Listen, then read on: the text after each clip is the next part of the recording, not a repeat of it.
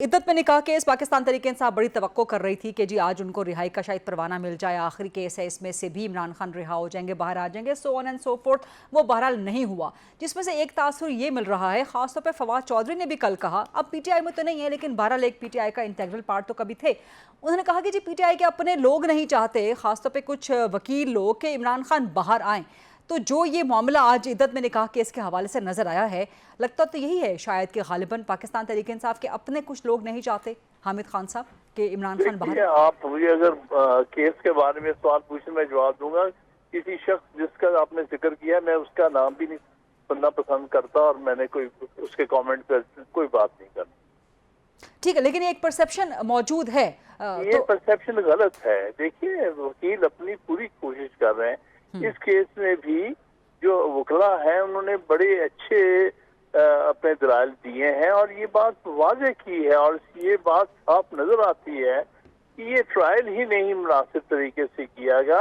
और ट्रायल जो है वो किसी भी असूल पे, ट्रायल के जो असूल होते हैं कि सफाई का मौका दिया जाता है, वो सारा कुछ नहीं किया गया। जल्दी जल्दी में ये ट्रायल निपटाया गया और एक सजा सुनाई गई।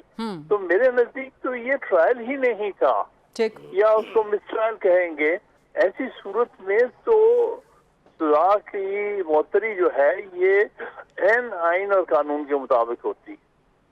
ठीक। अच्छा, दूसरा मामला है आज खैबर पख्तूनख्वा। वो कह रहे हैं वहाँ की हुकूमत एक जुडिशल कमीशन बनाना चाह रही है 9 मई के हवाले से।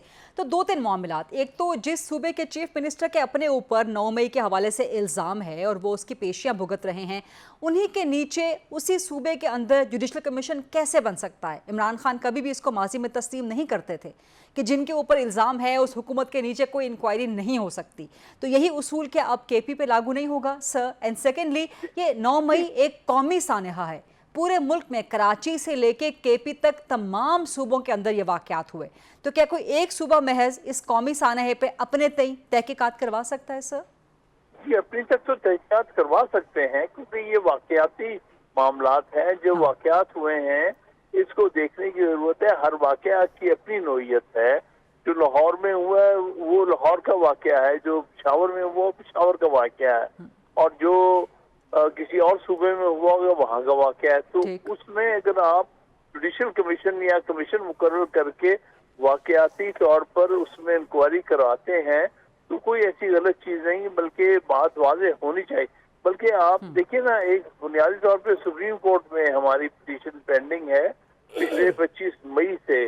उस पिटीशन में हमने यही कहा हुआ है कि सुप्रीम कोर्ट के जज पर मुश्तमिल एक जुडिशल कमीशन बनाया जाए और वो देखे कि ये 9 मई के जो वाक़यात हैं जिसका सारा बर्डन एक पार्टी पर, ये उसके कारकुनान पर डाला जा रहा है, किस हद तक दुरुस्त है, क्या वाक़यात हुए हैं। और सर वो बात आपकी दुरुस्त है, लेकिन वो सुप्रीम कोर्ट में है ना, सुप्रीम कोर्ट पूरे मुल्क पर लागू होती है, लेकिन यहाँ पर सिर्फ हुआ नहीं ना। देखिए ना, सुप्रीम कोर्ट ने भी 1 साल से उसके ऊपर कोई कार्रवाई नहीं की, तो उसमें कोई अमर माने नहीं है। जी, आपकी बात दुरुस्त है। सुप्रीम कोर्ट ने उनको रोका नहीं है। ये आपकी बात दुरुस्त है, लेकिन एक ऐसा सूबा जिसके चीफ मिनिस्टर के अपने ऊपर खुद इल्जाम है कि वो 9 मई के सानहे में मुलव्विस हैं, उन्हीं की हुकूमत के नीचे जेसी जुडिशल कमीशन, ये कैसे पॉसिबल है? नहीं, अगर तो जुडिशल कमीशन ये जज जिसको मुकर्रर किया जाता है वो इंडिपेंडेंट है तो उस सूरत में तो उस पर कोई फर्क नहीं पड़ता कि सूबे का चीफ मिनिस्टर उसमें इल्जाम है कि नहीं।